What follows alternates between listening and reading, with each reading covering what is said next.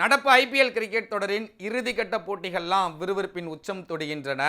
யார் யார் புள்ளிப்பட்டியல முதல் 4 இடத்திற்கு முன்னேறி பிளே ஆஃப் சுற்று வாய்ப்பை உறுதிப்படுத்துவார்கள் என்று ரசிகர்கள் இப்போதிருந்தே புள்ளிப்பட்டியலை பார்த்து கணக்கு போட ஆரம்பிச்சிட்டாங்க. அந்த வகையில் ஏற்கனவே கொல்கத்தா மற்றும் ராஜஸ்தான் அணிகள் பிளே ஆஃப் சுற்று வாய்ப்பை உறுதிப்படுத்தி விட்டாங்க. மீதம் இருக்கக்கூடிய 2 அணிகள் யார் என்பதற்கு தான் கடுமையான போட்டி நிலவுகிறது. அந்த 2 அணிகள் யார் யாருக்கு அதிகப்படியான வாய்ப்பு இருக்கு அப்படின்றத தான் நம்ம இந்த வீடியோவில் விரிவாக பார்க்க போகிறோம். டெல்லி லக்னோ அணிகளுக்கு இடையிலான போட்டியில் டெல்லி அணி போராடி வெற்றியை வசப்படுத்தினாலும் மைனஸ் ரன் ரேட் விகிதாச்சார அடிப்படையில் அந்த அணியால் பிளே ஆஃப் சுற்றுக்குள் முன்னேற முடியாத ஒரு சூழ்நிலை நிலவுகிறது. போகிற போக்கில் டெல்லி அணி லக்னோ அணியையும் கூப்பிட்டுட்டு போயிட்டாங்க.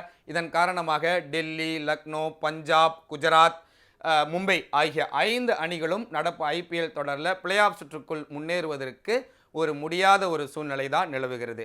ஏற்கனவே கொல்கத்தா, ராஜஸ்தான் குவாலிஃபைட் ஆகிட்டாங்க.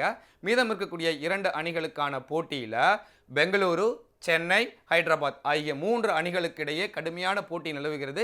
இந்த 3 அணிகளில் ஏதேனும் 2 அணிகள் தான் பிளே ஆஃப் சுற்றுக்குள் முன்னேற முடியும் அப்படின்னு கிரிக்கெட் வல்லுநர்களும் சரி, ரசிகர்களும் சரி கணித்திருக்கிறார்கள். அந்த 3 அணிகளில் யாருக்கு அதிக வாய்ப்பு இருக்குது அப்படின்றத நம்ம பார்க்க போகிறோம். முதல்ல சென்னை சூப்பர் கிங்ஸ் அணியை எடுத்துக்கலாம். வருகின்ற 18ஆம் தேதி பெங்களூரு அணிக்கு எதிராக அவர்களுடைய சொந்த மைதானத்தில் மோதக்கூடிய போட்டி ஒரு வாழ்வா சாவா போட்டியாக தான் பார்க்கப்படுகிறது. அந்த போட்டியில் சென்னை சூப்பர் கிங்ஸ் அணி வெற்றியை வசப்படுத்தினால் 100% நம்மளுக்கு பிளே ஆஃப் வாய்ப்பு கன்ஃபார்ம். அது மட்டுமல்ல, போராடி தோல்வியை சந்தித்தாலும் பெங்களூரு அணியை விட அதிக ரன் ரேட் வித்தியாசத்தில் சென்னை சூப்பர் கிங்ஸ் அணி தோல்வியை சந்தித்தாலும் சென்னை சூப்பர் கிங்ஸுக்கு தான் பிளே ஆஃப் சுற்று வாய்ப்பு. இல்லை மழையால் போட்டி கைவிடப்பட்டாலும் ஒரு புள்ளி அதிகமாக நம்ம வாங்கி பிளே ஆஃப் சுற்றுக்குள்ளே முன்னேற முடியும். அந்த 18 ரன்கள் வித்தியாசத்துக்கு மேல் தோல்வியை சந்திப்பது, 18.1 ஓவர்களுக்கு மேல் தோல்வியை சந்திப்பது அப்படின்ற ஒரு நிலைமை இருந்தால் சென்னை சூப்பர் கிங்ஸ் அணிக்கான பிளே ஆஃப் வாய்ப்பு இருக்கா அப்படின்னு கேட்டால் இருக்குன்னு தான் சொல்லணும்.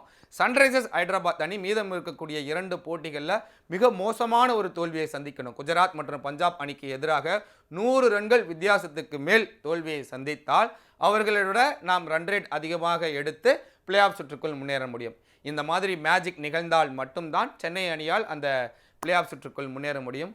அல்லது ஈஸியாக வின் பண்ணிவிட்டு நம்ம அந்த டாப் 3யோ இல்லை டாப் 4 அந்த பொசிஷன்லையோ எடுத்து நம்மளால் பிளே ஆஃப் சுற்றுக்குள்ளே முன்னேற முடியும்.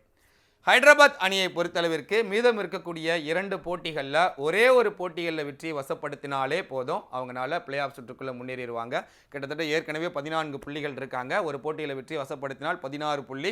எனவே அவங்க பிளே ஆஃப் சுற்றுக்குள் முன்னேற முடியும். இல்லை 2 போட்டிகள்லையும் வெற்றியை வசப்படுத்தினால் முதல் 2 இடத்திற்கு முன்னேறுவதற்கு கூட அவர்களுக்கு அதிகப்படியான வாய்ப்பு இருக்கிறது. இல்லை ஒரு போட்டி மழையால் கைவிடப்பட்டாலும் சன்ரைசர்ஸ் ஹைதராபாத் அணி பிளே ஆஃப் சுற்றுக்குள் முன்னேற முடியும். ஆர்சிபி அணியை பொறுத்தளவிற்கு இனி வரக்கூடிய கடைசி போட்டி மிகவும் வாழ்வா சாவா போட்டி. முதல்ல பேட்டிங் செய்து 200 ரன்களுக்கு மேல் எடுத்து சென்னை அணியை 18 ரன்களுக்கு குறைவான ரன்கள் எடுக்க வைத்து 18 ரன்கள் வித்தியாசத்தில் வெற்றியை வசப்படுத்த வேண்டும். இது ஒரு வாய்ப்பு பெங்களூரு அணிக்கு.